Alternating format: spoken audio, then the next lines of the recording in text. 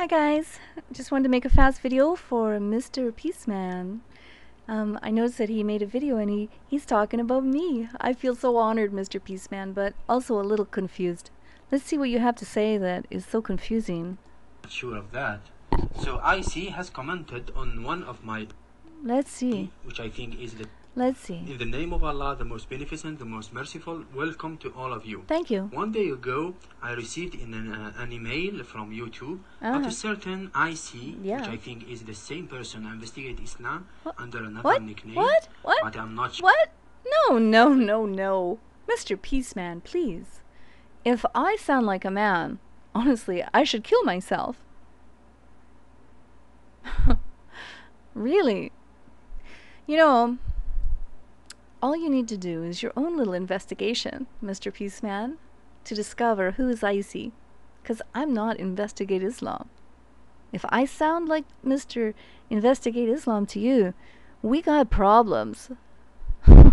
We have problems. Or rather, you have a problem. I hope not. I hope you don't have this kind of problem that, I'm thinking about. But anyway, let me help you. I got some tips for you. Just to make your life easier the next time you get confused. Because Muhammad, he said you're Muslim women only have half a brain. But women actually were detail people. And I want to give you some detail tips. Okay? Hold on. Okay, this is my detail tip for you, Mr. Peaceman. Do you see this site? This is my site. Icy channel. It's blue. Different colors of blue because I'm a girl. Girls like blue, We like blue. Now, let me show you something else. So, do you see this site now, sir? This site is Investigate Islam site. Do you see it? It's gray and black because he's a guy. Guys like dark colors. This is a tip for you. If you're looking for us again and you're confused how to find us, look for the light blue site or look for the gray site. Just a tip. Girl to girl. I want to show you something else before we go any further, because I heard what you had to say about the read recite issue, and I want to share with you something that I found because I was doing a quick little search on the internet trying to find the story of the cave, and I came across another site. It says I'm Way. So I went into this site and I dug around and I started finding the story of the cave as reported by this Islamic site. So let's go over it together real quickly. Don't want to take up too much of your time. Here we have the story of the jinn Jibril who appeared to Muhammad, right? And he said, "Read." But as Muhammad was illiterate and had never received any instruction in reading or writing, he said to the angel, "I'm not a reader." And the angel took hold of him and squeezed him as much as he could bear, and then he said again, "Read." And the prophet said, "I'm not a reader." And the angel again squeezed the prophet. He seized the prophet, and squeezed him and said, "Read." Let's have it your way. Just for fun. Okay? A jinn named Jibril, he appeared to Muhammad and he said, "Recite." But as Muhammad was illiterate, never having received any instruction in reading or writing, he said to the angel, "I'm not a reciter." And the prophet took hold of him. The angel took hold of him and squeezed him as much as he could bear and said again, "Recite." But the prophet then said, "I'm not a reciter." Well, hello, Mr. Peaceman, this just doesn't add up for me. I'm so sorry. It doesn't make sense that Muhammad would refuse and say, "I'm not a reader." Why would he say that? Or why would he say, "I'm not a reciter"? If you have it your way, and this jinn said to him, "Recite," why would Muhammad say, "I'm not a reciter"? I mean, any moron can recite, But not every person can read. Muhammad would have no reason to refuse to recite. But he was simply being honest, and he said, "I can't read. I'm not a reader." This jinn had to resort to violence, and he squeezed your messenger and hurt him, forcing him to read. You know, on a side note, sir, it's very strange that your God was unable to make his will happen because Muhammad left that cave still not reciting or not reading.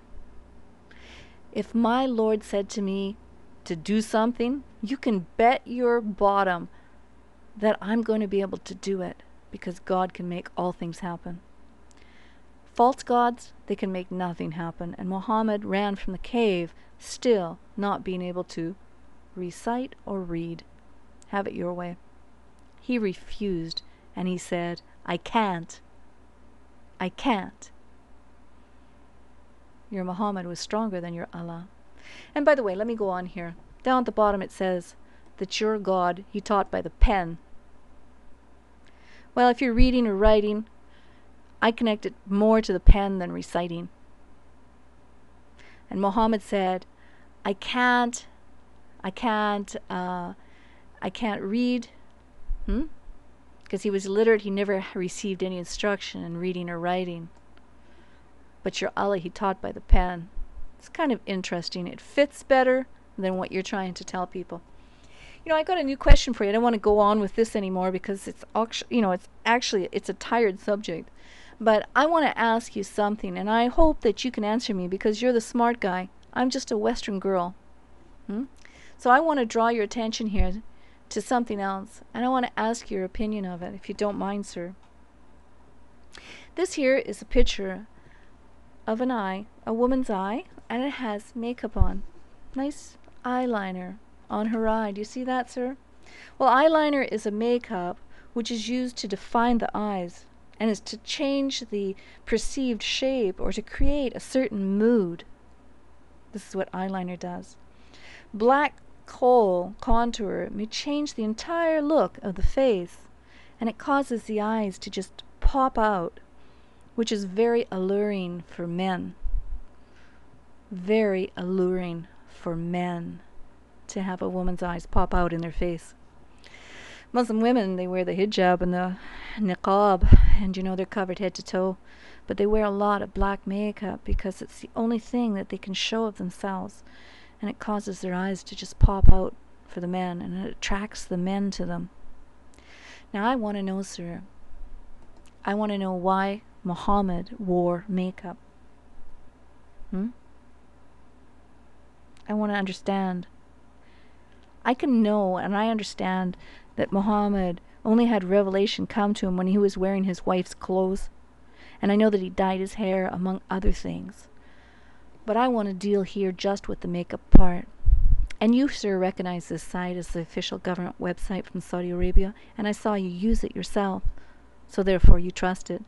And I challenge you right now, sir. I, Icy, challenge you, peace man, to read and explain this hadith. Because what I understand from this hadith is that Muhammad had a makeup case. He had a makeup box with kohl in it, and he applied it 3 times a day to his face. I want to know from you, what is a man doing wearing makeup to make his eyes pop out? And you know, there's something else. Here's a YouTube video I want to share with you, and I want to understand what's going on.